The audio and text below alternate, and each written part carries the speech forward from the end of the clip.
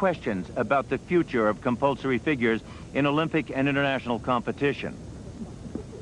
Compulsory figures have long been a mystery. Why spend 3 or 4 hours a day trying to perfect these designs on the ice? Well, that's a question that the International Skating Union, the governing body, is finally asking. And so they've come up with a proposal to eliminate compulsory figures from world and Olympic competition. Why? Well, they take up a great deal of training time, especially in the morning, which conflicts with school. They're very costly for the ISU to run at competitions. They're not exactly what you'd call a spectator sport, and there's limited practice ice in Europe, which puts the European skaters at a disadvantage. Now, in June, a vote will be taken by the member countries of the ISU. Like the United Nations General Assembly, each country only gets 1 vote. The proposal has touched off a real controversy in the skating world. People from the skating powerhouses, such as the United States, Canada, and the Soviet Union, want to keep them. It gives them the edge.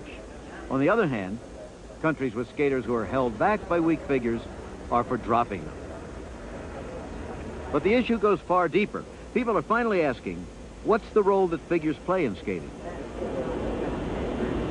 The whole reason figure skating is called figure skating is because of figures. Well, may I say that only the English-speaking people called our sport figure skating? That is not the right word for our sport? That all the rest of the world call it artistic skating? Honestly, I think figure skating would really be at a loss. Most of all, I just think it's heritage. You can't just cut off something. It's part of the sport.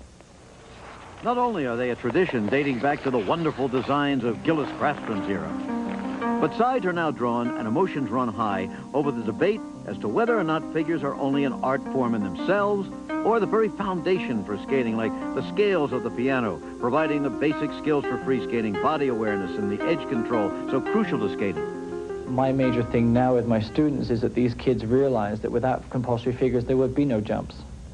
There would be no footwork. There would be no program. They are really basically like the scales for a pianist. But as for a pianist that plays these scales to learn to play the piano, when he gives a concert, he just plays the symphony and not the scales.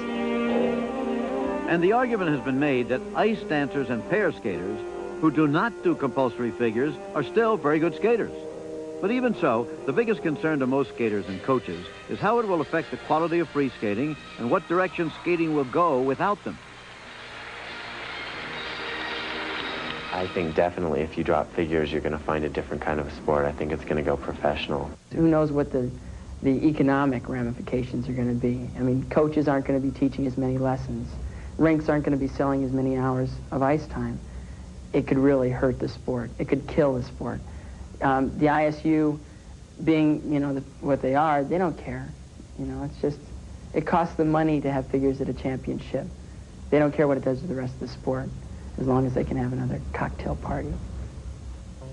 The ISU, of course, doesn't quite see it that way. They believe they're freeing skating from an anchor they've carried for too long. The United States and Canada have submitted proposals for compromises that might make it possible to retain school figures in some form. Somewhere, the ghost of Gillis Grafstrom, the greatest of all school figure skaters, will be cheering them on.